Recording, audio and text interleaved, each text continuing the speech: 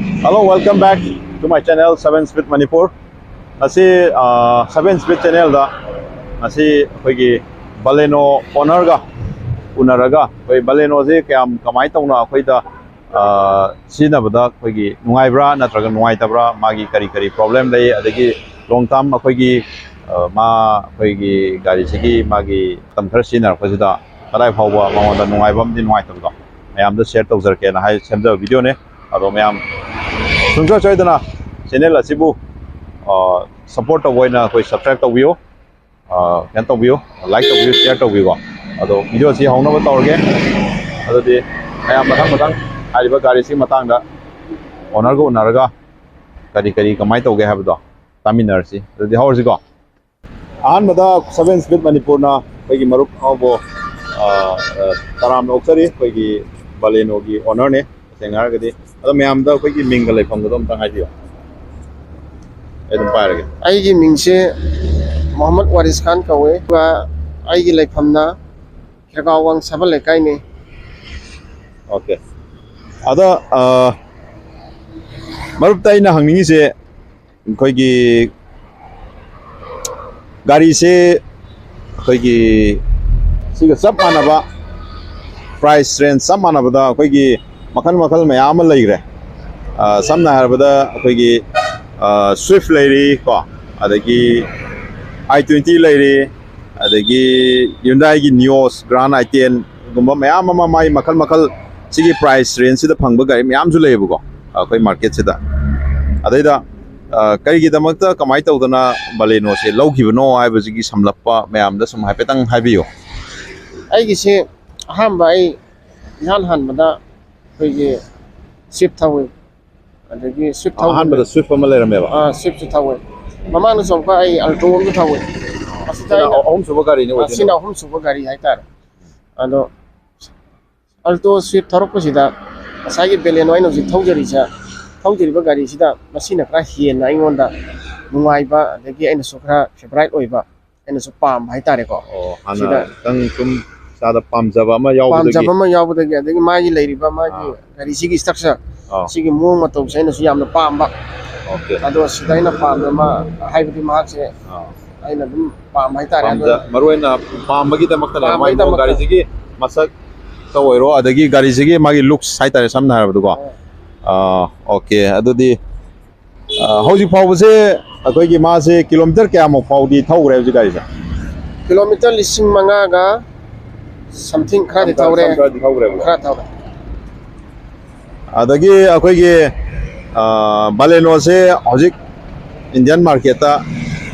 aduki matik yam mayamna pamna thawna ba aduma makhal gi gari amadi oiri haba se dum khange adaida hojik aina hangjar karde je akoi gi si yengdringai mamangda gari atopa kari aidi sum Baleno nataba atopa kari yenge ga di khanbiram ba laibra khalam ne ai kerta si ai pam ne ai khalam ne do pam masida amena ina ma favorite ora pasina Baleno sina mena we na ina khan ma de gana Baleno sena lawja okay ada koi gi amarom da koi gi gari se magi afaba phataba dum lai haiba tare gari gi ada hojik han bada tai kaimta lakse da gari se hojik pawda magi sum sinar kuda kaya tare yamna nungai ba kari da nungai na kamai thawda kari da awanda nungai ba pibasing do kari da nungai gi habdum tang haipet samapa habiyo any mafam idea atopa kaigum bakki malai gi lamsangu matarok da pick up penat korok matam sinuai aduga khigi makha gi bumper sa kitang niem bai tare masina khoina tang nabi kitang nungai tabduna ai kon ha kan hairoba chikakada nungai ba katang ai horen ta lor nungai ba tang hairoba sigei nungai haiba ado jiki nungai ba singdo mathang amta haibiro kai da nungai ge habdo khigi pick up kum thogalak matam no khoi nungai pick up lawuse sida nungai adagi khoi ani lambi haibdi lambi gum ba khoi ama ma kitang thorok kholok da so magi speed se thing matik nungai anuga magi any part khodi makta khoina ꯍꯥꯏꯕꯗꯤ ꯑꯩꯈꯣꯏꯅ ꯁꯤꯖꯤꯟꯅꯕ ꯃꯇꯝꯗ ꯅꯨꯡꯉꯥꯏꯕꯗꯣ ꯑꯩꯉꯣꯟꯗꯗꯤ ꯀꯣꯛꯁꯦ ꯍꯥꯏꯗꯤ ꯄꯥꯔꯠꯁꯀꯤ ꯑꯣꯏꯔꯣ ꯑꯃꯒꯤ ꯑꯣꯏꯔꯣ ꯑꯩꯈꯣꯏꯗ ꯑꯋꯥꯕ ꯀꯩꯁꯨ ꯂꯩꯇꯦ ꯍꯥꯏꯕꯅꯦꯕ ꯑꯗꯨꯒ ꯍꯧꯖꯤꯛ ꯐꯥꯎꯕꯗ ꯁꯤꯒꯤ ꯁꯥꯔꯚꯤꯁꯤꯡꯁꯦ ꯀꯌꯥꯔꯛ ꯁꯨꯈ꯭ꯔꯦ ꯑꯝꯇ ꯍꯥꯏꯕꯤꯌꯨ ꯁꯥꯔꯚꯤꯁꯤꯡꯁꯦ ꯑꯅꯤꯔꯛ ꯁꯨꯈ꯭ꯔꯦ ꯇꯧꯔꯤꯕ ꯑꯅꯤꯔꯛꯁꯤꯗ ꯑꯩꯈꯣꯏꯒꯤ ꯁꯥꯔꯚꯤꯁꯤꯡ ꯁꯦꯟꯇꯔꯗꯒꯤ ꯀꯩꯒꯤ ꯁꯨꯝ ꯅꯨꯡꯉꯥꯏꯇꯕ ꯈꯣꯠꯇꯕ ꯑꯗꯨꯒꯨꯝꯕ ꯁꯨꯝ ꯂꯩꯕ ꯊꯦꯡꯅꯕ꯭ꯔꯥ ꯀꯃꯥꯏꯅ ꯇꯧꯒꯦ ꯁꯥꯔꯚꯤꯁꯤꯡ ꯁꯦꯟꯇꯔꯗꯒꯤ ꯀꯩꯁꯨ ꯅꯨꯡꯉꯥꯏꯇꯕ ꯍꯥꯏꯕꯗꯤ ꯑꯩꯉꯣꯟꯗ ꯀꯩꯁꯨ ꯂꯩꯖꯗꯦ ꯑꯣꯀꯦ ꯑꯗꯨꯒ ꯃꯥꯒꯤ ꯁꯥꯔꯚꯤꯁꯤꯡ ꯀꯣꯁ ꯍꯥꯏꯇꯥꯔꯦ ꯃꯥꯒꯤ ꯃꯃꯟꯗꯣ ꯄꯩꯁꯥ ꯀꯌꯥꯝ ꯍꯧꯖꯤꯛ ꯐꯥꯎꯕꯗ ꯁꯥꯔꯚꯤꯁ ꯇꯧꯕꯗ ꯀꯩꯅꯣ ꯇꯧꯕ ꯂꯩꯈꯤꯕ꯭ꯔꯥ ꯄꯩꯁꯥ ꯆꯪꯕ ꯈꯣꯠꯄ ꯂꯩꯈꯤꯕ꯭ꯔꯥ ꯀꯃꯥꯏꯅ ꯇꯧꯏ ꯑꯍꯥꯟꯕ ꯇꯧꯕꯗ ꯁꯥꯔꯚꯤꯁꯁꯤ ꯂꯨꯄꯥ 300 ꯁꯝꯊꯤꯡ ꯈꯔ ꯆꯪꯈꯤ ꯑꯗꯨꯒ ꯑꯅꯤꯁꯨꯕꯗꯅ ꯂꯨꯄꯥ 500 ꯃꯨꯛ ꯆꯪꯈꯤ ꯑꯗꯨꯒꯤ ꯃꯈꯥ ꯇꯥꯕꯗꯤ ꯀꯩꯁꯨ ꯊꯣꯏꯗꯣꯛꯄ ꯍꯧꯖꯤꯛꯐꯥꯎꯗꯤ ꯆꯪꯗ꯭ꯔꯤ ꯑꯣꯀꯦ ꯑꯗꯨꯒ ꯍꯧꯖꯤꯛ ꯒꯥꯔꯤꯁꯤꯒꯤ ꯑꯩꯈꯣꯏꯒꯤ ꯗꯥꯎꯟ ꯁꯥꯏꯠ ꯍꯥꯏꯕ ꯇꯥꯔꯦ ꯒꯥꯔꯤ ꯈꯨꯗꯤꯡꯃꯛ ꯃꯥꯒꯤ ꯑꯐꯕ ꯂꯩꯒꯅꯤ ꯐꯠꯇꯕ ꯂꯩꯒꯅꯤꯀꯣ ꯑꯗ ꯁꯨꯝ ꯁꯤꯖꯤꯟꯅꯕꯁꯤꯗ ꯅꯪꯅ ꯁꯤꯒꯤ ꯀꯩꯅꯣꯁꯤꯗ ꯒꯥꯔꯤꯁꯤꯗ ꯑꯁꯤꯃꯇꯪ ꯌꯥꯎꯔꯒꯗꯤ ꯅꯨꯡꯉꯥꯏꯅꯤ ꯀꯥꯏꯅꯒ ꯈꯟꯖꯕ ꯑꯗꯩ ꯁꯨꯝ ꯂꯩꯕ꯭ꯔꯥ ꯀꯃꯥꯏꯅ ꯇꯧꯏ ꯑꯩꯈꯣꯏꯒꯤ ꯍꯧꯖꯤꯛ ꯐꯥꯎꯕꯗꯗꯤ ꯑꯩꯅ ꯁꯨꯝ ꯈꯟꯖꯕꯗꯗꯤ ꯃꯈꯥꯒꯤ ꯕꯝꯄꯔꯁꯤ ꯈꯤꯇꯪ ꯋꯥꯡꯍꯟꯕꯤꯔꯝꯃꯒꯗꯤ ꯃꯁꯤꯗ ꯑꯃꯦꯟꯅ ꯕꯦꯂꯦꯅꯣꯁꯦ ꯑꯩ ꯍꯥꯏꯕꯗꯤ ꯄꯨꯔꯥ ꯃꯃꯤꯡ ꯆꯠꯄꯗꯣ ꯑꯃꯦꯟꯅ ꯑꯣꯏꯒꯗ ꯃꯥꯜꯂꯦꯅ ꯑꯩ ꯋꯥꯈꯜꯗ ꯈꯟꯖꯩ खितंग कोई बेकर गुम्बा कई गुम्बदा मखाई बम्पर से नेम मनीना खितंग प्रॉब्लम खितंग ओय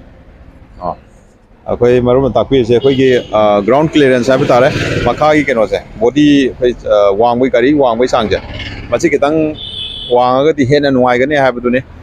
अदो कैसु आइदी अयाम सिटी राइड की दमक्तदी मसी अदुम याब्राइना खल्लेको अदुगुम्बा अदुगा अखोई खितंग लंबी खितंग फत्तबा जगादा थरोप कांदा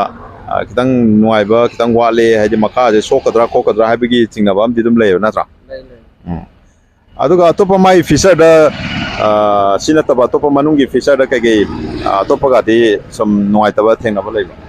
अदुगिदि कसु थोदोपा थेंगनाबा लंफबा लेते लेते अदो जे अखोइगी माइलेज हाइबा तारे सिटी दा अखोइ किलोमीटर जे हाइबे चौरापा क्यामुकादी थौबगे कोई सिटी दा समखना ड्राइव तब मतंदा 16 17 मुक्ति दुम थौ ओके अदो हाईवे दादी अदुम नियरली 18 19 20 मुक्ति में आदि लाकनी को अदुम मेना ला ओके अदुगा गाड़ी जिगी मागी चही क्या मुफारे लौगिबा अदुगा मागी प्राइस न क्या कमाई तौना लौगिबनो अदुम तंग हाइबियो गाड़ी सी 2020 की दिसंबर दा लौबनी अदो मागी प्राइस ना 8 लाख खरा हेले 8 लाख खरा हेले on road plus insurance अदगी Pullum यावरा कांदा 8 लाख खरा हेले एनोने हजे अखोई मनुंग दा हाइबेट फमे मनुंग दा अखोई की फम बसिदा की नुवाइबा नुवाइतबा अखोई फम बगी कंफर्ट आबे तारे फम बगी अखोई सि क्याम नुवाइ क्याम नुवाइते अखोई द फम बकान नुवाइतबा खतबा सुम लाइब्रा कोपरा हाइबदुनि आइना हंगिजे अदो करी हाबिनिगे अखोई मरुते अम्बा हाबियो अइगोंददि कसु फम बगिदि हाइबनि नुवाइतबा प्रॉब्लम होइबा कसु थिदोपा लेते नुवाइ एनी ड्राइव लॉन्ग ड्राइव ओरो अदगी एनी मफम अमदा थरपदा यामना अखोइगी नुवाइ सांगना फमपगी अखोई वाबा सोखबा फमबदा यामना नुवाइतबा अमा लेदना अदुम फावबि ब्रक माइते फावजते अदुगिसु याम नुवाइना थौबंगमेको थौबंगम अतोप करी करी फीचर दा सम नंग सिमाइ तौरगदी हेना नुवाइनि गायदा जगा गाउबिबा लेबा माइते तैदी थोदोपा कसु लेते अदुबो अखोइगी सि टच स्क्रीन जा सि खितंग चावरमगदी सि खितंग नुवाइगदा नाइगी वाखलदि लेजो सि खितंग हेना मु चापटपा अपन मरुम नाइबि रति Baleno की मामान की इंफोटेनमेंट इन्होंने सिद्धं साउंड दी नुमाइगने हाबदुनि बतापि सी पोस सिद्धं साउंड दी हेना पांगना सांगना लेरगदी येंगदा नुमाइबदा अदुगि वारिने हाइजे अदा कई कछु थेदोपा तोपदी लेत्रे अतोपा एक्स्ट्रा फीचर हाइगदी की वायरलेस चार्जिंग अदुमा याउद्रे नथा अदु याउरगदी अमुक हेना सुमाइबनेबा माने अदुगा लेदे जो कोई हेड्स अप डिस्प्ले ना एचडी डिस्प्ले अखोई साइनिंग खतिदा अदा येंगा थौबि गाजु याम लेबा अदु याउरगजु हेना नुवाइदने नुवाइबने ꯑꯩꯈꯣꯏꯒꯤ ꯁꯤꯒꯤ ꯃꯃꯥꯡꯒꯤ ꯗꯤꯁꯄ꯭ꯂꯦꯁꯦ ꯁꯤ ꯈꯤꯇꯪ ꯆꯥꯎꯕ ꯑꯃ ꯄꯥꯝꯃꯦ ꯍꯥꯏꯁꯦ ꯑꯩꯈꯣꯏ ꯃꯔꯨꯞꯅ ꯍꯥꯏꯁꯦ ꯁꯤꯗꯩ ꯈꯤꯇꯪ ꯆꯥꯎꯈꯠꯂꯒꯗꯤ ꯅꯨꯡꯉꯥꯏꯒꯅꯤ ꯍꯥꯏꯕꯗꯨꯅꯤ ꯑꯗꯣ ꯀꯩꯁꯨ ꯑꯇꯣꯞꯄ ꯊꯣꯏꯗꯣꯛꯄ ꯀꯩꯅꯣꯒꯗꯤ ꯂꯩꯇ꯭ꯔꯦ ꯑꯗꯣ ꯁꯤꯒꯤ ꯒꯥꯔꯤꯁꯤꯒꯤ ꯃꯥꯒꯤ ꯃꯣꯗꯦꯜꯁꯦ ꯀꯔꯝꯕ ꯃꯈꯜꯒꯤ ꯃꯣꯗꯦꯜꯅꯣ ꯑꯗꯨꯝꯇꯪ ꯚꯦꯔꯤꯌꯟꯅꯣꯗꯣ ꯑꯗꯨꯝꯇꯪ ꯍꯥꯏꯕꯤꯔꯝꯃꯣ ꯃꯁꯤ ꯑꯩꯈꯣꯏꯒꯤ ꯑꯜꯐꯥ ꯃꯣꯗꯦꯜꯅꯤ ꯑꯜꯐꯥꯅꯦꯕꯀꯣ ꯑꯗꯨ 2000 ꯀꯌꯥꯒꯤ ꯑꯣꯏꯗꯣꯏꯅꯣ ꯁꯤꯗ 2020ꯒꯤꯅꯦ 20ꯒꯤꯅꯦꯕ ꯑꯗ ꯑꯩꯈꯣꯏꯒꯤ ꯒꯥꯔꯤꯁꯤꯒꯤ ꯃꯥꯒꯤ ꯍꯥꯟꯅ ꯁ꯭ꯋꯤꯐ ꯊꯧꯕꯤꯔꯝꯕꯅꯤꯅ ꯑꯗꯨꯝ ꯍꯥꯏꯐꯦꯠ ꯈꯪꯕꯤꯔꯝꯒꯅꯤ ꯑꯩꯈꯣꯏꯒꯤ ꯄꯣꯠꯆꯩ ꯄꯨꯊꯣꯛ ꯄꯨꯁꯤꯟꯗ ꯍꯥꯏꯕ ꯇꯥꯔꯦ ꯅꯨꯡꯉꯥꯏꯕ ꯑꯩꯈꯣꯏꯒꯤ ꯕꯨꯠ ꯁ꯭ꯄꯦꯁ ꯑꯅꯤꯁꯤ ꯈꯦꯠꯅꯕꯗꯣ ꯀꯌꯥꯝ ꯀꯃꯥꯏꯅ ꯈꯦꯠꯅꯒꯦ ꯄꯣꯠꯆꯩ ꯄꯨꯊꯣꯛ ꯄꯨꯁꯤꯟꯗ ꯀꯌꯥꯝ ꯁꯤꯅ ꯈꯨꯗꯣꯡ ꯆꯥꯒꯦ ꯍꯥꯏꯕꯗꯨ ꯁꯨꯝ ꯃꯌꯥꯝꯗ ꯍꯥꯏꯐꯦꯠꯇꯪ ꯍꯥꯏꯕꯤꯌꯨ ꯑꯩꯈꯣꯏꯒꯤ ꯍꯥꯟꯅ ꯑꯩꯅ ꯁ꯭ꯋꯤꯐꯁꯤ ꯊꯧꯕ ꯃꯇꯝꯗꯗꯤ ꯑꯩꯈꯣꯏꯒꯤ ꯕꯨꯠ ꯁ꯭ꯄꯦꯁ ꯈꯔ ꯄꯤꯛꯑꯦ ꯍꯥꯏꯇꯥꯔꯦ ꯁꯤꯅ ꯑꯩꯈꯣꯏ ꯑꯩꯅ ꯍꯧꯖꯤꯛ ꯊꯧꯖꯔꯤꯕ ꯑꯩꯒꯤ ꯕꯦꯂꯦꯅꯣꯁꯤꯅꯕꯨ ꯃꯁꯤꯅ ꯈꯔ ꯕꯨꯠ ꯁ꯭ꯄꯦꯁꯁꯦ ꯈꯔ ꯆꯥꯎꯋꯤ ꯍꯥꯏꯗꯤ ꯃꯥꯒꯤ ꯁꯥꯡꯕ ꯆꯥꯎꯕ ꯍꯦꯜꯂꯛꯄꯒꯤ ꯃꯇꯨꯡ ꯏꯟꯅ ꯃꯥꯒꯤ ꯁ꯭ꯄꯦꯁꯁꯦ ꯈꯔ ꯆꯥꯎꯅ ꯌꯥꯎꯋꯦꯕ ꯌꯥꯎꯋꯤ ꯑꯗꯨꯒ ꯑꯩꯈꯣꯏꯅ ꯂꯣꯡ ꯖꯔꯅꯤ ꯆꯠꯄ ꯃꯇꯝꯗ ꯑꯩꯈꯣꯏꯅ ꯂꯒꯦꯖ ꯍꯥꯞꯄꯛꯄ ꯃꯇꯝꯗ ꯑꯗꯨꯛꯀꯤ ꯃꯇꯤꯛ ꯑꯩꯈꯣꯏꯗ ꯀꯩꯁꯨ ꯄ꯭ꯔꯣꯕ꯭ꯂꯦꯝ ꯂꯩꯉꯥꯏ ꯂꯩꯇꯦꯕ ꯑꯗꯣ ꯑꯔꯣꯏꯕ ꯑꯣꯏꯅ ꯑꯩꯅ ꯑꯩꯈꯣꯏꯒꯤ ꯃꯔꯨꯞꯇꯒꯤ ꯑꯩꯅ ꯍꯥꯏꯅꯤꯡꯉꯤꯁꯤ ꯃꯌꯥꯝꯗ ꯍꯧꯖꯤꯛ ꯒꯥꯔꯤꯁꯦ ꯍꯧꯖꯤꯛ 4-wheelerꯁꯦ ꯑꯌꯥꯝꯕ ꯑꯩꯈꯣꯏꯒꯤ ꯃꯥꯔꯨꯇꯤ ꯁꯨꯖꯨꯀꯤꯒꯤ ꯁ꯭ꯋꯤꯐ ꯑꯗꯒꯤ ꯕꯥꯂꯦꯅꯣ ꯑꯅꯤꯁꯤꯗꯩꯗ ꯀꯟꯐ꯭ꯌꯨꯁ ꯆꯠꯄ ꯃꯌꯥꯝꯁꯨ ꯌꯥꯎꯋꯦꯕꯀꯣ ꯂꯩꯕ ꯀꯥꯟꯗ ꯑꯗꯩ ꯃꯁꯤꯗꯩꯗ ꯑꯩꯈꯣꯏ ꯃꯔꯨꯞꯇꯒꯤ ꯁꯖꯦꯁꯟ ꯍꯥꯏꯕ ꯇꯥꯔꯦ ꯍꯥꯏꯗꯤ ꯃꯌꯥꯝꯗ ꯀꯔꯤ ꯍꯥꯏꯅꯤꯡꯉꯤ ꯕꯥꯂꯦꯅꯣ ꯂꯩꯕꯅ ꯐꯕ꯭ꯔꯥ ꯁ꯭ꯋꯤꯐ ꯂꯩꯕꯅ ꯐꯕ꯭ꯔꯥ ꯑꯅꯤꯁꯦ ꯄ꯭ꯔꯥꯏꯁ ꯔꯦꯟꯖꯁꯦ ꯍꯥꯏꯐꯦꯠꯁꯨ ꯃꯥꯟꯅꯕꯀꯣ ꯑꯗꯩ ꯁꯣꯝꯒꯤ ꯋꯥꯈꯜꯂꯣꯟꯗ ꯍꯥꯏꯇꯥꯔꯦ ꯀꯔꯝꯕꯅ ꯍꯦꯟꯅ ꯂꯩꯕꯗ ꯈꯨꯗꯣꯡ ꯆꯥꯒꯗꯒꯦ ꯍꯥꯏꯕꯗꯨꯝꯇꯪ ꯍꯥꯏꯕꯤꯌꯨ ꯍꯥꯟꯅ ꯑꯩꯍꯥꯛ ꯁ꯭ꯋꯤꯐꯁꯨ ꯊꯧꯔꯦ ꯍꯧꯖꯤꯛ ꯕꯦꯂꯦꯅꯣꯁꯨ ꯊꯧꯔꯤ ꯃꯗꯨꯗ ꯑꯩꯒꯤ ꯑꯄꯥꯝꯕꯗꯗꯤ ꯑꯩꯒꯤ ꯊꯦꯡꯅꯖꯔꯛꯄꯗꯗꯤ ꯑꯩ ꯕꯦꯂꯦꯅꯣ ꯂꯧꯕꯅ ꯐꯒꯅꯤ ꯍꯥꯏꯕꯁꯦ ꯑꯩꯒꯤ ꯋꯥꯈꯜꯗꯗꯤ ꯂꯩ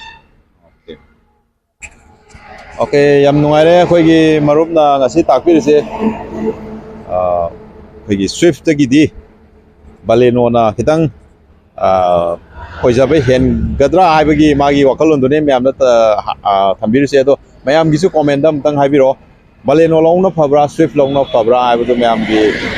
ꯀꯣꯃꯦꯟꯗ ꯑꯝꯇꯪ ꯍꯥꯏꯕꯤꯔꯛꯑꯣ ꯃꯔꯝꯗꯤ ꯑꯩꯈꯣꯏꯒꯤ ꯃꯌꯥꯝꯗꯁꯨ ꯄꯨꯛꯅꯤꯡ ꯂꯧꯁꯤꯡ ꯑꯣꯏꯅꯕ ꯍꯥꯏꯕ ꯇꯥꯔꯦ ꯑꯩꯈꯣꯏꯒꯤ ꯁ꯭ꯋꯤꯐꯁꯤ ꯃꯥꯁꯨ ꯑꯩꯈꯣꯏꯒꯤ ꯍꯦꯆꯕꯦꯛ ꯃꯈꯜ ꯑꯃꯅꯤ ꯁꯤꯁꯨ ꯍꯦꯆꯕꯦꯛꯅꯤ ꯑꯗꯣ ꯁꯤꯅ ꯈꯤꯇꯪ ꯈꯤꯇꯪ ꯄ꯭ꯔꯤꯃꯤꯌꯝ ꯑꯣꯏꯕ ꯈꯤꯇꯪ ꯂꯨꯛꯁꯇ ꯑꯣꯏꯔꯦ ꯑꯗꯒꯤ ꯃꯥꯒꯤ ꯕꯣꯗꯤ ꯁꯥꯏꯖꯇ ꯑꯣꯏꯔꯦ ꯈꯔ ꯂꯣꯏ ꯍꯦꯜꯂꯦ ꯍꯥꯏꯕ ꯇꯥꯔꯦ ꯑꯗꯣ ꯄ꯭ꯔꯥꯏꯁ ꯔꯦꯟꯖꯇꯁꯨ ꯑꯗꯨꯝ ꯑꯃꯒꯤ ꯔꯦꯟꯖꯇ ꯑꯗꯨꯝ ꯐꯪꯕ ꯍꯥꯏꯕ ꯇꯥꯔꯦ ꯁ꯭ꯋꯤꯐꯀꯤ ꯔꯦꯟꯖꯇꯁꯨ ꯁꯤ ꯕꯥꯂꯦꯅꯣꯁꯦ ꯑꯗꯨꯝ ꯐꯪꯉꯦ ꯑꯗꯣ ꯉꯁꯥꯏꯒꯤ ꯔꯦꯟꯖꯇꯨꯒꯤ ꯃꯇꯨꯡ ꯏꯟꯅ ꯐꯪꯕꯗꯨꯒꯤ ꯃꯇꯨꯡ ꯏꯟꯅ ꯃꯁꯤꯗ ꯑꯣꯏꯅ ꯀꯟꯁꯤꯗꯔ ꯇꯧꯕ ꯐꯒꯗ꯭ꯔꯥ ꯍꯥꯏꯅ ꯑꯩꯈꯣꯏꯒꯤ ꯃꯔꯨꯞ ꯇꯥꯛꯄꯤꯔꯦ ꯑꯗꯣ ꯑꯁꯤꯒꯤꯗꯤ ꯚꯤꯗꯤꯑꯣꯁꯦ ꯁ꯭ꯋꯥꯏꯗ ꯁꯨꯝ ꯂꯣꯏꯁꯤꯟꯖꯔꯒꯦ ꯃꯊꯪ ꯑꯅꯧꯕ ꯚꯤꯗꯤꯑꯣ ꯑꯃꯗ ꯑꯃꯨꯛ ꯃꯌꯥꯝ ꯉꯥꯏꯃꯤꯟꯅꯖꯦ ꯍꯥꯏꯕ ꯇꯥꯔꯦ ꯑꯗꯣ ꯉꯁꯤꯒꯤꯗꯤ ꯃꯌꯥꯝꯗꯒꯤ ꯀꯥꯏꯅꯅꯕ ꯌꯥꯊꯪ ꯅꯤꯖꯔꯤ ꯑꯗꯣ ꯃꯔꯨꯞꯄꯨꯁꯨ ꯍꯟꯅ ꯊꯥꯒꯠꯆꯔꯤ 7 ꯁ꯭ꯄꯤꯗꯀꯤ ꯃꯥꯏꯀꯩꯗꯒꯤꯀꯣ ꯑꯣꯀꯦ ꯑꯗꯣ ꯃꯌꯥꯝ ꯁꯕꯁꯀ꯭ꯔꯥꯏꯕ ꯇꯧꯗꯕ ꯌꯥꯎꯔꯒꯗꯤ ꯁꯕꯁꯀ꯭ꯔꯥꯏꯕ ꯁꯣꯏꯗꯅ ꯇꯧꯁꯟꯕꯤꯍꯧꯔꯣ ꯃꯊꯪꯒꯤ ꯑꯅꯧꯕ ꯚꯤꯗꯤꯑꯣꯗ ꯑꯃꯨꯛ ꯎꯅꯔꯁꯦ ꯁꯣ ꯒꯥꯔꯤ ꯊꯧꯕ ꯃꯇꯝꯗ ꯁꯤꯠ ꯕꯦꯜꯠ ꯁꯣꯏꯗꯅ ꯐꯥꯕꯤꯌꯨ ꯒꯥꯔꯤ ꯃꯆꯥ ꯊꯧꯔꯒꯅ ꯍꯦꯜꯃꯦꯠ ꯁꯣꯏꯗꯅ ꯎꯞꯄꯤꯌꯨꯀꯣ ꯇꯦꯛ ꯀꯦꯌꯔ ꯕꯥꯏ ꯕꯥꯏ